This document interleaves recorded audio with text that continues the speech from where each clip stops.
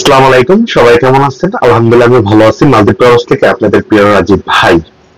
অনেকেই আমাকে আজকে না কয়েকদিন যাবত ইদানিং অনেক ফোন করতেছেন, অনেক কমেন্ট করতেছেন ইউটিউবে। এই যে এপাশে দিয়ে আছে, আর এপাশে দিয়ে তো দেয়া লাভ নাই। যারা অনেকে আসলে আমাকে যারা দেখতে পারে না তাদেরকে আসলে একটু দেখানো আর কি, যে আমার প্রিয় অডিয়েন্স ভাইয়েরা যে আমাকে কমেন্ট করে যে ভাইয়া মালদ্বীপের ভিসা নিয়ে একটা ভিডিও মেক করেন, মালদ্বীপের বর্তমানে কি পরিস্থিতি, মালদ্বীপের বর্তমানে কোন কোন ভিসা গুলা উঠতেছে, বা ভিসার প্রাইস গুলা কত টাকা হতে পারে, বা চায়না কোম্পানি আসলে কত টাকা লাগতে পারে আমার, বা এই বিষয় নিয়ে আজকে একটু আলোচনা করব। ভিডিওটা স্কিপ করবেন না, পুরো ভিডিওটা দেখার অনুরোধ রইল। আর যদি ভিডিওটা ভালো লাগে প্লিজ প্লিজ প্লিজ আমার চ্যানেলটি সাবস্ক্রাইব করে পাশে থাকেন, আমাকে সাপোর্ট দেন। আমিও যেন সামনে যেন আরো ভালো ভালো ভিডিও মেক করতে পারি, একটু উৎসাহ দিবেন, কারণ আপনার একটা কমেন্টে আপনার একটা লাইকে আমাদেরকে উৎসাহ আরো বাড়িয়ে দেয় ভিডিও করার প্রতি। সর্বপ্রথম আমি বলে রাখি, দেখেন মালদ্বীপে এই ধরনের কোনো ইমিগ্রেশন এখন পর্যন্ত আপডেট দেয়নি, বা কোনো আমার প্রবাসী ভাই যে নতুন করে কোনো ভিসা পায়নি। সো যত পায়নি নতুন করে কোনো ভিসা, সো আমি বলবো যে ভাই এখনো ভিসা উঠতেছে না। আর বর্তমানে উঠতেছে চায়না কোম্পানির ভিসা গুলা, আহ, একদম স্লোলি ভাবে উঠতেছে। মালে যে ব্রিজের কাজ পেয়েছেন চায়না কোম্পানি, এই ভিসা গুলা এখন একটু কমে উঠতেছে, কিন্তু এখন উঠতেছে নাকি হাড্ডু, যে মালদ্বীপের যে একটা দ্বিতীয় রাজধানী হাড্ডু, ওই হাড্ডু তে কিছু লোক পাঠাচ্ছে চায়না কোম্পানির আন্ডারে। চায়না কোম্পানির নামে আসতেছে, ওনারা ওইখান থেকে ট্রান্সফার করে, মালে থেকে ট্রান্সফার করে হাড্ডুর দিকে পাঠাচ্ছে ওনাদেরকে। সো সবাইকে বলবো যে ভাই আপনারা যত আমাকে ফোন দেন বা কমেন্ট করেন, আপনারা কমেন্ট গুলার সঠিক মতো সঠিক টাইমে আমি উত্তর গুলা রিপ্লাই গুলা দিতে পারি না, আন্তরিকভাবে আমি দুঃখিত। যত আমি ইদানিং খুবই একটা কাজের চাপে আছি। আর অনেক প্রবাসী ভাইয়েরা ফোন করতেছেন, মালে থেকে ফোন করছে, ভাই ভিসা নাকি সব ধরনের ভিসা নাকি চালু করে দিচ্ছে। দেখেন ভাই, সব ধরনের কোনো ভিসা এখন পর্যন্ত চালু করেনি।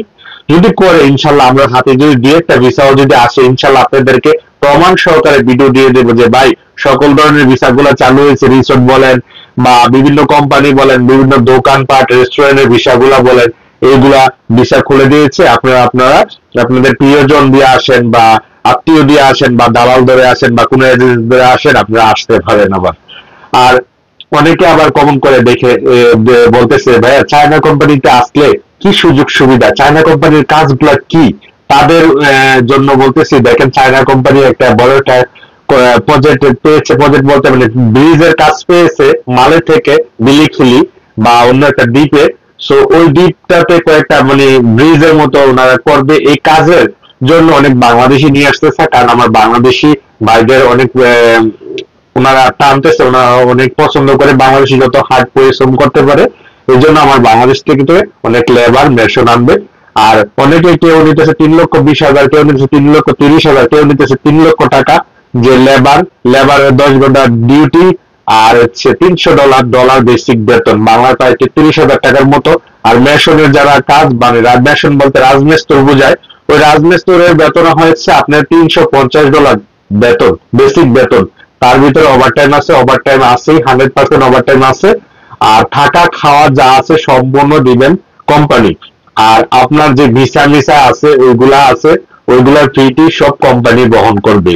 আর যেই মেশন ভাইয়েরা রাজমিস্ত্রি যে ভাইয়েরা আসতেছেন ভিসা রাজমিস্ত্রি মানে মেশনের বিষয়, ওনারা যদি কাজ না জানে, শুধু ভিসা মানে বলে আসছে যে আমি মেশনের কাজ জানি, মেশন ওনাদেরকে কিন্তু বাংলাদেশে পাঠিয়ে দেবে। সো আর মালদ্বীপের যে পরিস্থিতি, অনেকে আমার জানতে চাইছেন ভাই মালদ্বীপের পরিস্থিতি কি অবস্থা, ফ্রি ভিসা আসলে কেমন হবে, বা ফ্রি ভিসা আসলে কত টাকা লাগতে পারে, বা ফ্রি ভিসা কি এখন খোলা আছে কিনা।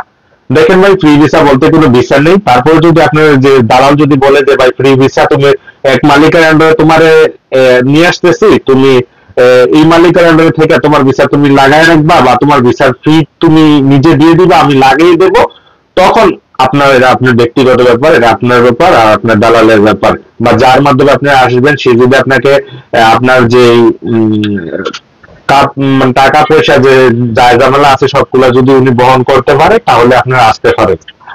তো আবার অনেকে যে বলতেছেন যে ভাই যে মালে তো পুলিশে ধরে লুট পাঠাই দিতেছে, বা আমরা আসলে কি পাঠাই দিব, এরকম কোনো দেখেন ভাই, আপনারা যদি আসেন, আসার পরে মানে চেষ্টা করবেন যে যেই মালিকের আন্ডারে আপনি আসতেছেন এই মালিকের আন্ডারে কাজ করতে, কারণ যেহেতু মালদ্বীপের অবস্থা তেমন একটা ভালো না।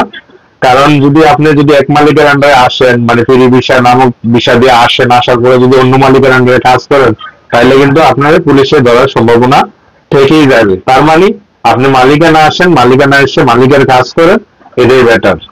আর ফ্রি ভিসা অনেকে বলতেছেন ভাই কয় টাকা লাগতে পারে কে আসি ভিসা, দেখেন কেউ নিতেছে 3 লক্ষ টাকা নিতেছে, কেউ 3.5 লক্ষ নিতেছে, কেউ 4 লক্ষ টাকা নিতেছে, যে যার কাছ থেকে যেমন নিতেছে দালালরা।